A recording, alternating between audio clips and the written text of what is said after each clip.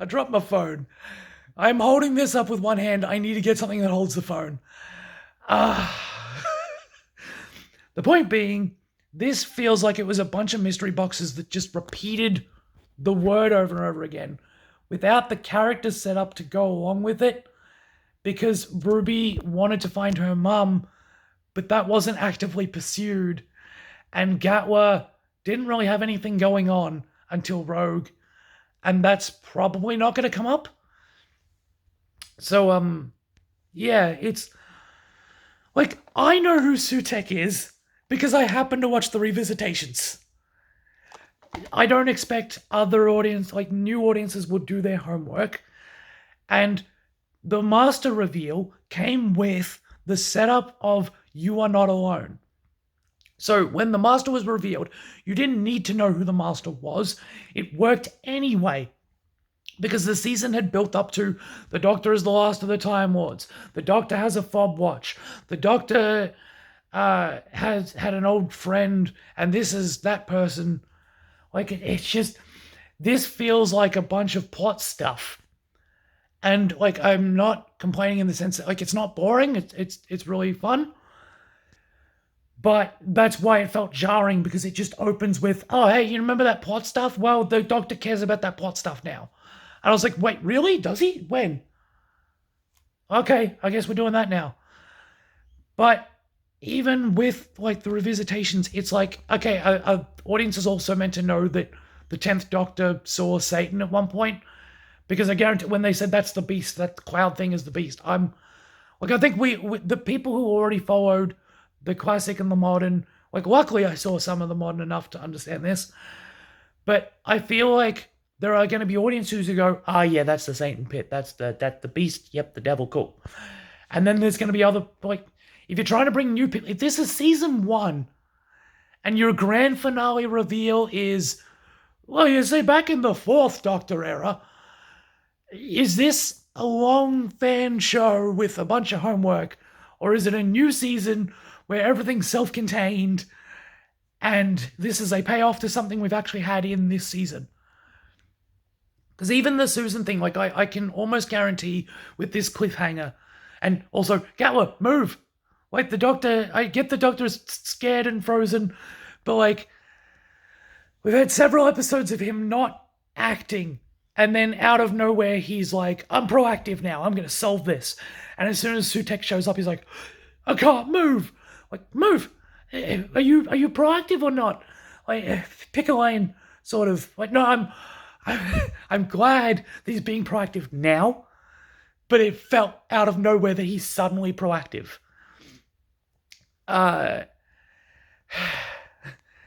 I loved this episode in isolation, and I keep saying it's the season. The season felt like 6 random experimental episodes of vastly different things, and then they're like, hey, did you catch that bus with the S Triad on it? That was the main plot all along.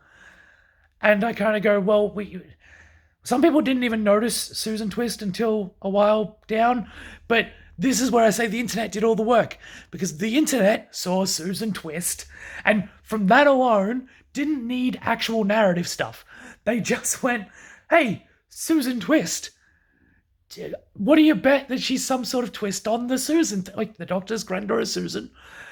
There's got to be a twist to this. That Davies likes his wordplay. There's a twist to this Susan lady. And then when she keeps showing up, even though that's just like a shallow plot point in the background, we already went, oh, well, Susan Twist. So Susan, she's probably Susan.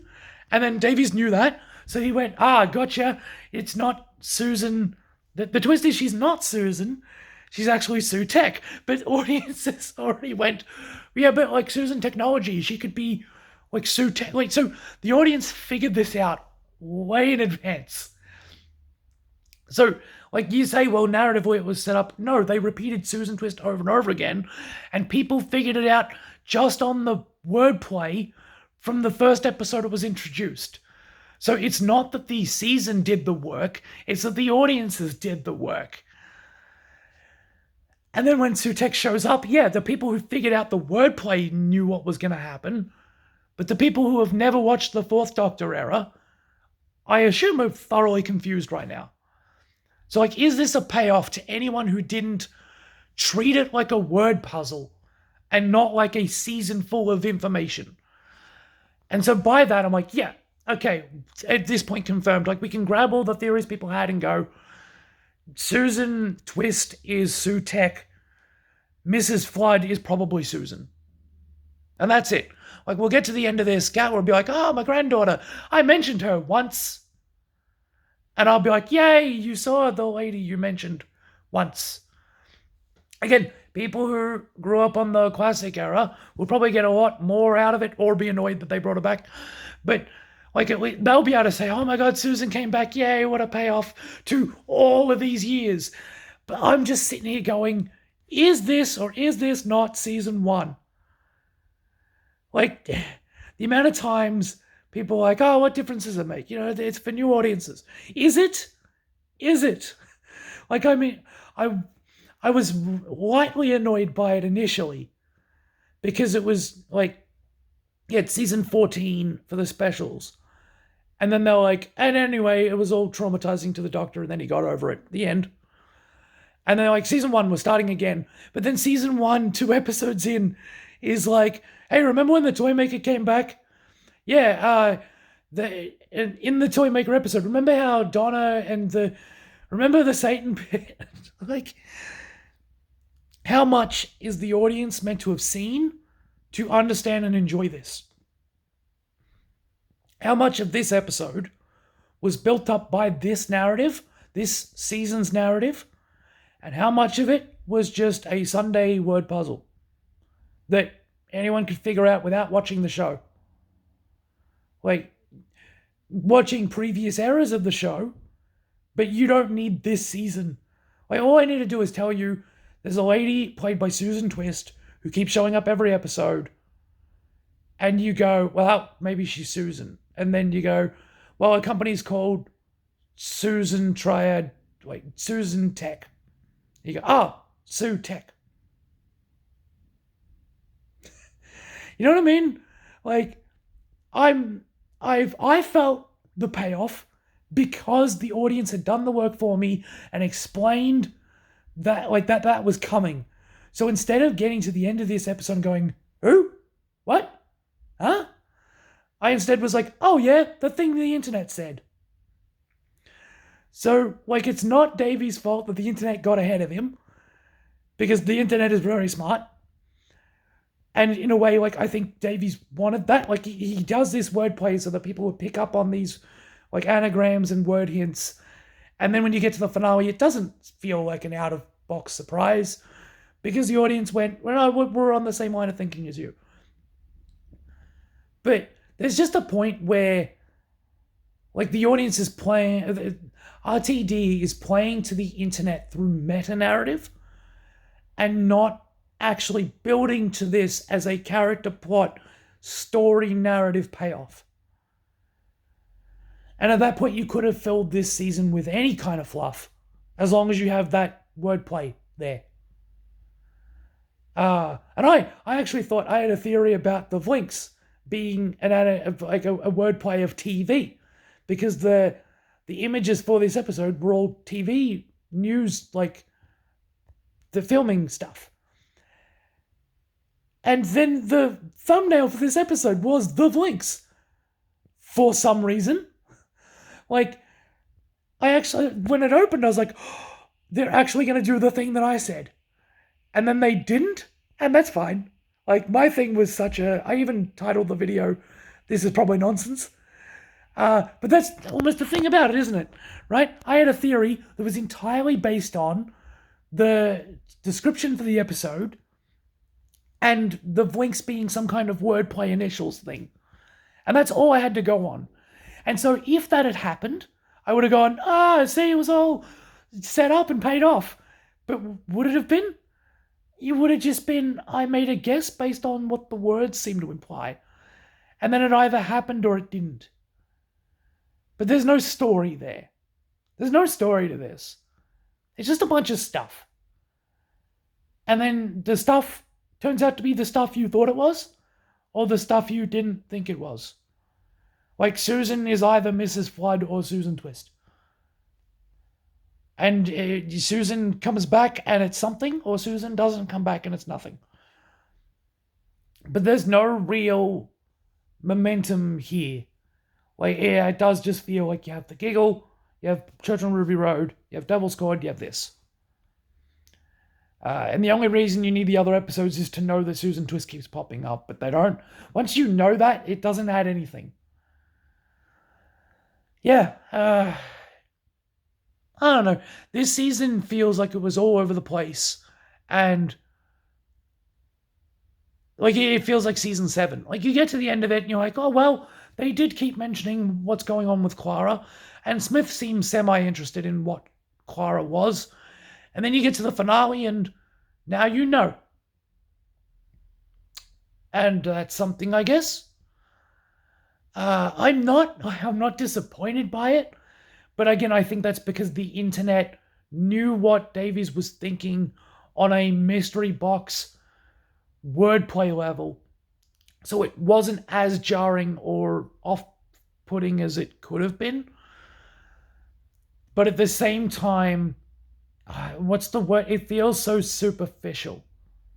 It feels very contrived because it's entirely set up with wordplay and not set up with emotional development.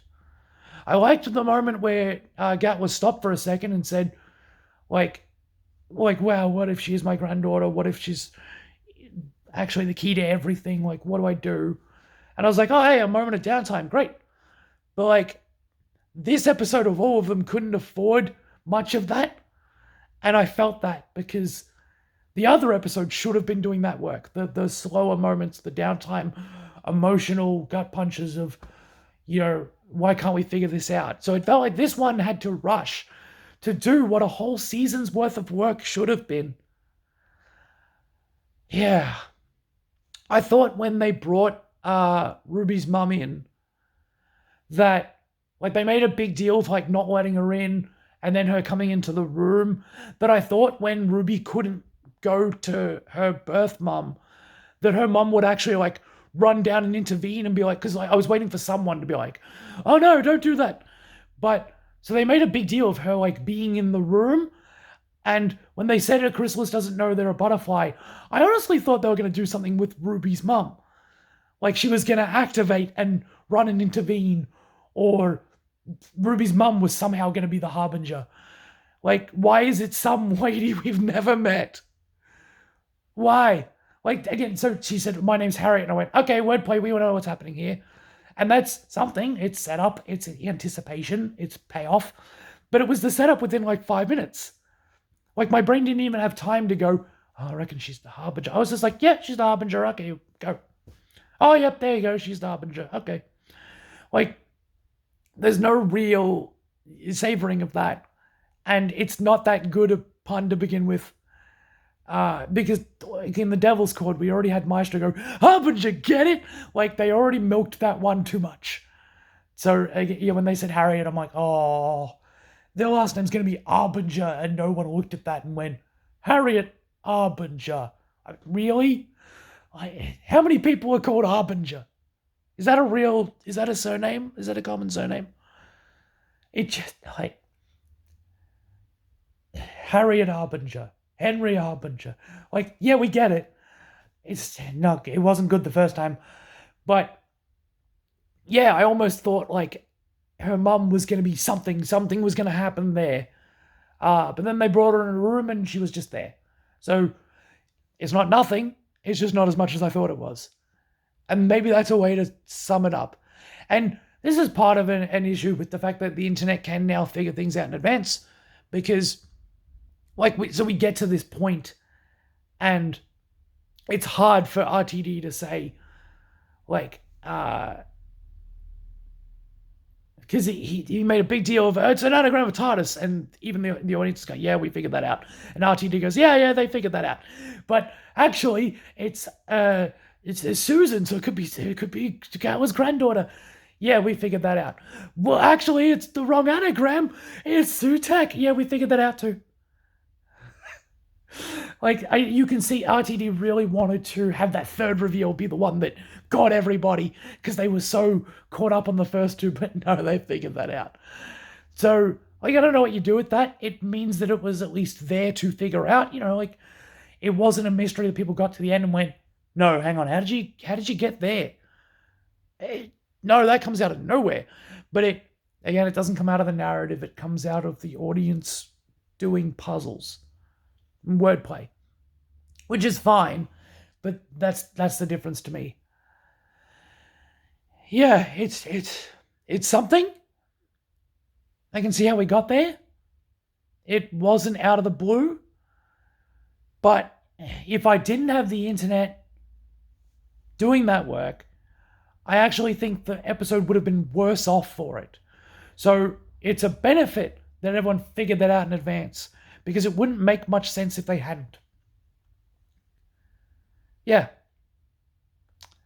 I'm still working on how to end these videos. It's very live, and I'm trying to think if I've had any more thoughts. Nah,